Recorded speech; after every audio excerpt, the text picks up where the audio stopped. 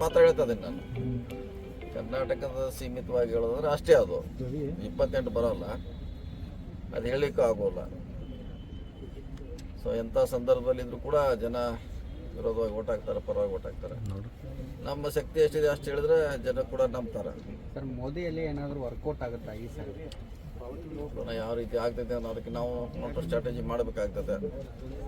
ಅವ್ರ ಕಡೆ ಇಬ್ಬರು ಇದ್ದಾರೆ, ಮೋದಿ ಅವರಿದ್ದಾರೆ, ರಾಮ್ ಇದ್ದಾರೆ, ಇಬ್ಬರು.